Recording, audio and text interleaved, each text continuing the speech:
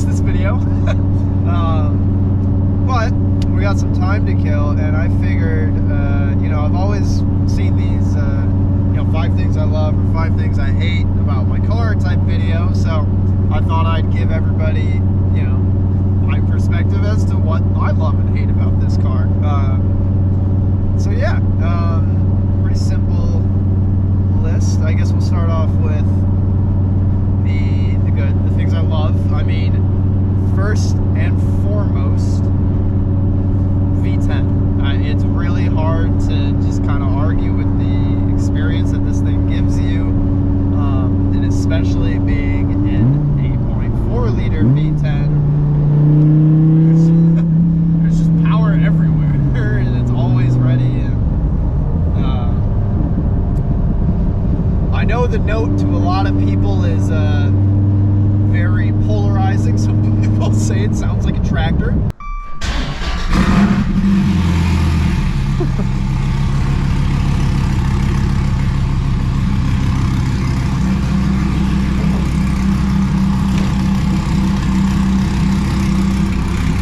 Which it does. But personally, for me, I love it. And so, the experience of owning a V10, hearing the power, the torque, and just kind of the different exhaust is definitely something that makes this car really unique and fun to own. So the next one, kind of following directly along with the motor, you already saw me playing around with it. This car is a stick shift. Now, of course, there's some really cool stuff that is being done with, DCT trans, all that stuff nowadays, and I'm not even going to argue with how quick they are. But in my opinion, there's just nothing like that experience. I am willing and comfortable to be a couple tenths of a second slower and stuff like that in order to check it out the car. In order to just have more fun with it. I mean, take this shit kind of seriously. So it's just kind of that something runs deep to me, and I'm glad that it's a car that I can continue that with. All right, so next on the list of things that I really love about my 2013 Viper GTS is, believe it or not, actually kind of the interior and stuff like that. So before this, I actually had a 2006 Dodge Viper SRT10 Coupe. It was a Copperhead. Loved that car. I'll try to put a picture right here. And while it was awesome, very nice, great experience, and raw, real Viper. I mean, no traction control, no stability control, drive-by cable, throttle. I mean, it was as raw and like driver's car as you get. And the interior reminded me of that. It was loud, it beat the hell out of you, it was hot, all plasticky and creaking everywhere and stuff. Very much 2006 Dodge. Whereas with this, I gotta admit, Dodge really did their thing here. I mean, you got all this awesome #1 technological equipment right here. I love having all of these gauges and all of the various different informational pieces that can come up on this screen. It's actually here if you want to. I mean, it's incredible what this car can kind of communicate to you. And I mean, obviously, I'm just flipping through some of these really quickly, but I mean, my goodness, all sorts of different things, trip stuff, and then obviously obviously you have all this, and also the sound system. So this being a GTS with some of the options listed out, it actually has the 18 speaker H&K sound system, and holy shit, just get loud. And so that's pretty cool. It's not just like a motor and wheels, but they actually make it like a nice experience in here. And I'll be honest, when I was getting ready to lock this car down, when looking at all the red interior and stuff like that, I don't know if you can pick it up really on camera and stuff. Maybe we'll try to insert some clips later on, but I was a little nervous that this was going to be kind of loud, a little bit too much. I've only had just like black basic interiors and stuff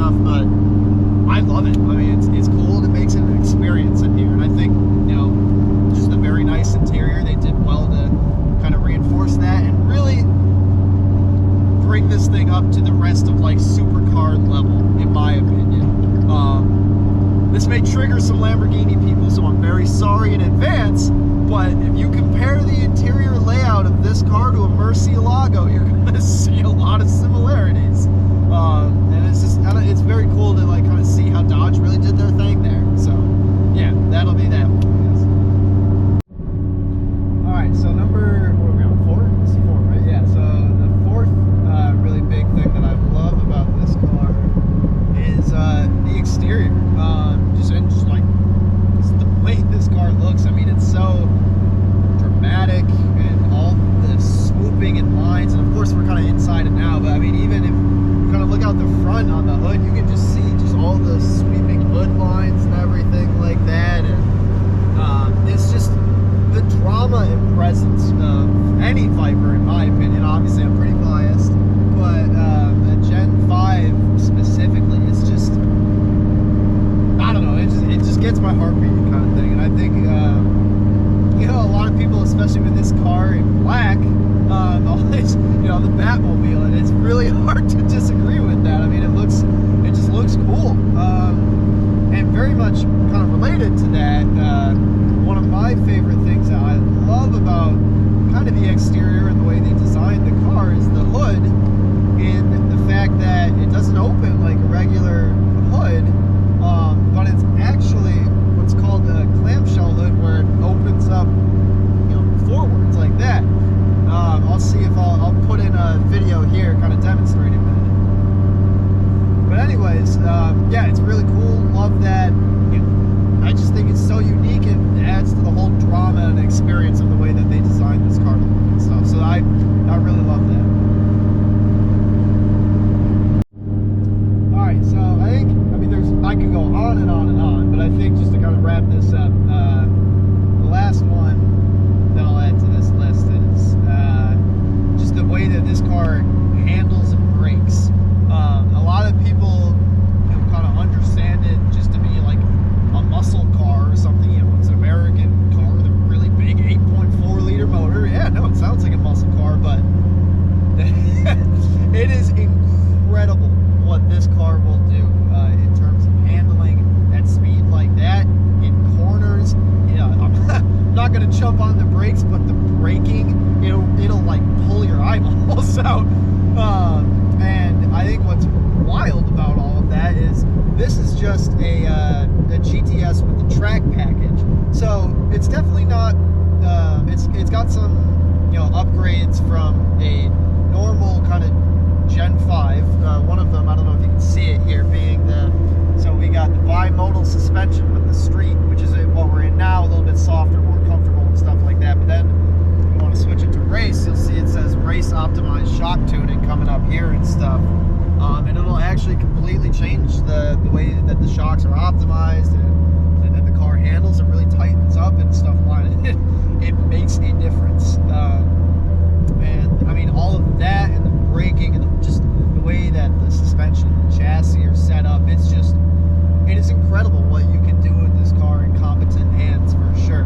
Now, I think I would be remiss to kind of not talk about the Widowmaker kind of status that these cars have. And while I believe a lot of that really belongs more so with the old ones, because this does have all the new traction control stuff that you can turn on and off whatever you want to do with it, but you do have that option, whereas the older ones did not.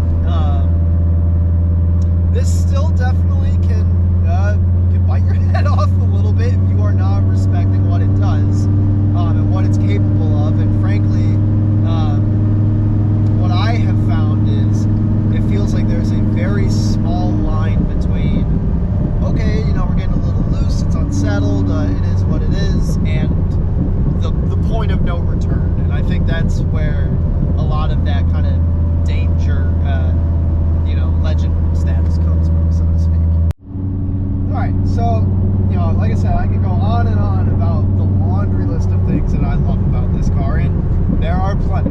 But that's not the only reason why you came to this video, right? What are some of the less fun things about owning a Dodge Viper? Well, for starters, in my opinion, one thing that I dislike about owning this Viper, as well as any Viper for that matter, is the wheel and tire specs. And so there are a couple things that kind of go into that. Excuse me. The first of which being all Viper wheels, and Vipers in general, are 6-lug. There are 6 lug nuts and 6 lugs on all Vipers. I'm not exactly sure on the spacing and the pattern, but what that means is there is a far fewer amount of like aftermarket wheel options or things like that. And when you do find aftermarket wheel options, because there is a lot lower of a supply, there is a much higher price. And so, you know, it can be a little frustrating dealing with that sometimes. And kind of very much on the similar, or on a very similar wavelength, the tires. It is 345 3019s in the rear. And so I just had to recently go through the lovely what can only be described as like a Bigfoot hunt of trying to find 2 Toyo RRR tires in 345 3019, and I mean, you would have better luck finding Bigfoot and the unicorn in the same room than a full set of those tires. It took a lot of calling around, and thank God, shout out to John B from Viper Parts Rack for really hooking it up on those. It had to be the last pair in the country, and so that makes it kind of annoying because these things like to run through tires kind of quickly. Damn, they're getting active today. You run through tires kind of quickly on these things just due to the torque and stuff, and with 345s out back and 295s up front on 19s, which is a little bit my fault because that's the wheel, the aftermarket wheel I chose. It can be hard to find. So, you know, that's the second part. And then the final part that's annoying, and at this, you know, it's a little bit of a give and take. Obviously, the massive wheels help with traction and handling and stability and all that, right? But it comes with a cost. It's something that's called tram lining, and this isn't unique to you know, just Vipers. I had the pleasure of owning a Corvette Grand Sport for a little while, a C6, which also had very wide tires, and just like these cars, it'll kind of find grooves in the road, and it'll kind of follow it a little bit because it just it like picks it up. That, you know, there's so much surface area that it'll follow those grooves and stuff. And so obviously it's not like, you know, gonna get ripped off the road, but this, you know, it's something that gets a little annoying, and something you have to constantly be managing and addressing, especially on like big highway trips like this, where you're cruising at like 75 miles an hour. Alright, number 2 of things that I'm not exactly a fan of about my 2013 Dodge Viper. So, while I did say earlier on the, you know, 5 things I do love about it, that the interior is leagues ahead of like the Generation 4 and 3 and definitely the 2-in-1 Vipers. You know, a lot more creature comforts and technology and you know, stuff like that, and it's more comfortable than those. It's all true. This is still a Viper and not an S-Class. It is pretty uncomfortable, even still. It's stiff. It's hot in here. I mean, this right here is the trans, and then right next to you is the exhaust, and it gets hot in here. And it's loud, even with the American Racing headers and the catted, you know, their catted J-pipes into the Corsas, which are great. Probably, in my opinion, one of the best systems for reducing drone. You can only do so much when it's like right there. And it's just, you know, it's loud, it's hot, it's stiff, beats the snot out of you sometimes, and on a 12-hour road trip like what we're doing right now, that'll really add bad up in your lumbar especially, but it can be a little bit uncomfortable. So could you daily drive it? Yeah, hell yeah. Are you gonna have the most fun time in the world? On a lot of days, yeah, but on some days, definitely not. So that's, I think, what I would say for item number 2. All right, so item number 3 about things that I dislike about owning a Viper doesn't really fully apply to me yet as an owner of a Gen 5, but as watching the owners of Gen 1, 2, 3, and 4s kind of start to have these concerns, it's going to be, and it already is a little bit, but parts availability.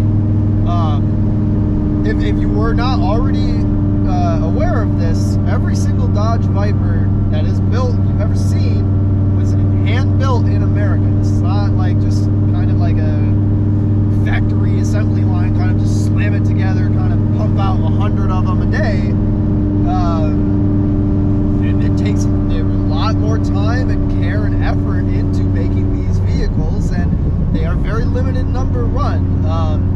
I think between 1992 and 2017, the entire span of when they made Vipers, they made, between those years, I think it's something like 600,000 plus Corvettes, and I think under 32,000 Vipers. So just kind of like do the mental math on just what that means in terms of availability and things like that. Gosh, some of these Gen 1 guys and their struggles for finding windshields or headlights, I mean thousands and thousands of dollars for a windshield or just a single headlight, and that's if you can find one. That's scary. And so since, you know, this is still a little bit of a newer car, I mean, it's coming up on damn near 10 years of, you know, almost being 10 years old now, but since it was discontinued in 2017, and there's, you know, really no difference in a lot of the 2017s versus 2013 parts, I can still kind of benefit from that, but even still, I'm starting to feel that kind of parts availability stuff.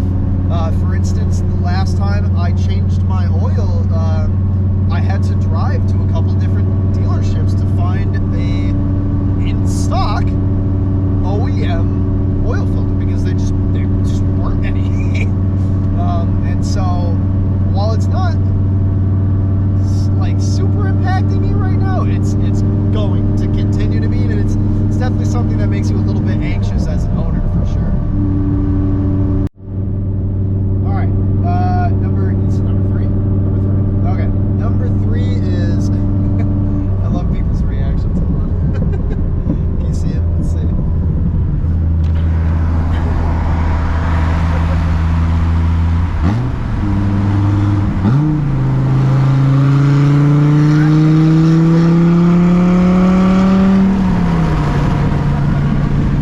That's always fun. Oh, goodness. All right, so actually, I'm sorry. Number 4, visibility. Definitely, well, it's not a Camaro. No offense to Camaro owners, but y'all know exactly what I'm talking about. I'm sat in those cars. Can't see jack diddly out of those things, but while it's certainly not that bad, it's not great in here. There's certainly like kind of a part in a significant blind spot behind on the passenger side. Not too bad on the driver's side, but a little bit of one. But I'm also, I think it's important to note that, so I'm around 6'1", which, if you can tell, is pretty much like, kind of like the limit in terms of how tall you can be comfortably in a Viper or in a Gen 5 without starting to go into those like seat lowering kits or something like that. And I think that if I was a little bit, like if I was down here, I feel like I could see more stuff. Like definitely out here, but like when I sit like a normal me, it definitely kind of feels like a tank. Because I'll show you what I'm talking about here, because this is like kind of the more, you down low what I was talking about, and then this is what my eyes see. So, it's definitely not bad, but you gotta do these at lights kind of thing and stuff like that. And so, yeah. But visibility, I guess, would be item number 4 about things that are hard to live with the Viper.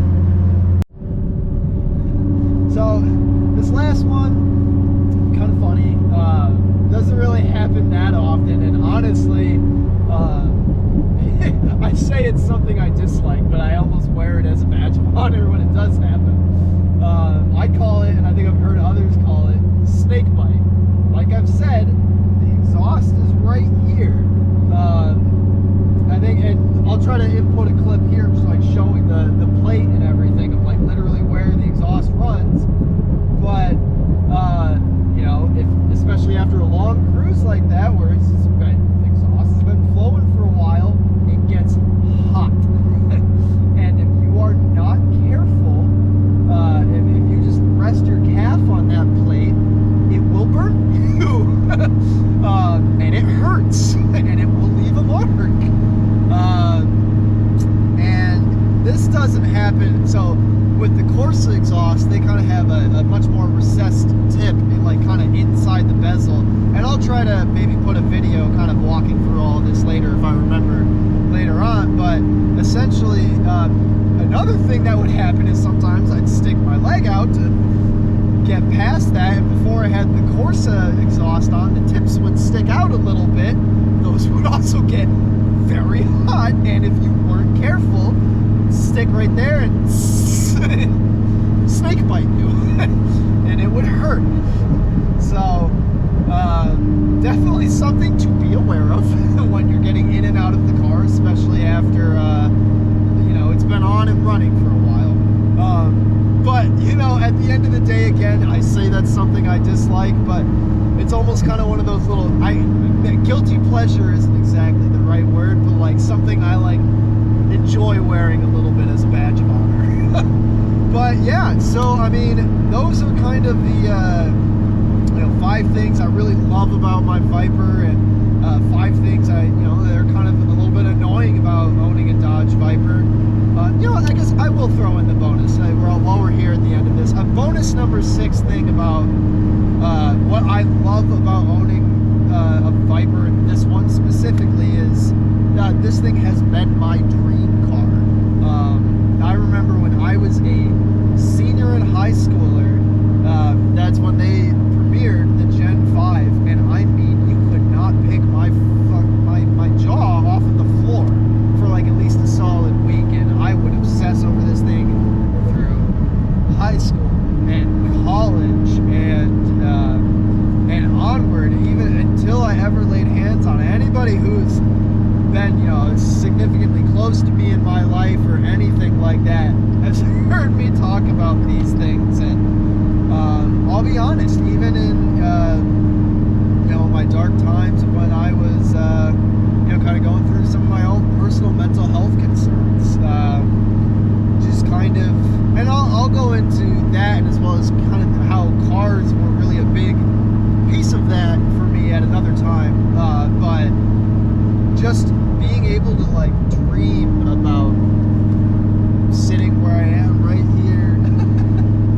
She's taking a picture of an iPad. I'm sorry. That's just always so funny to see people do that. Alright, I'm losing focus. ADHD like a squirrel.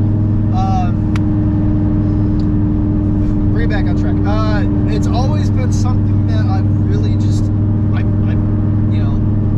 the dream and vision of sitting where I am now and doing what we're doing now has always been something really powerful and motivating to me, and something that made me want to keep living in it sometimes. And it's so humbling to be able to be blessed to have the opportunity to see that dream come true.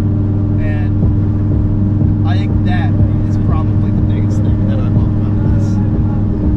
So,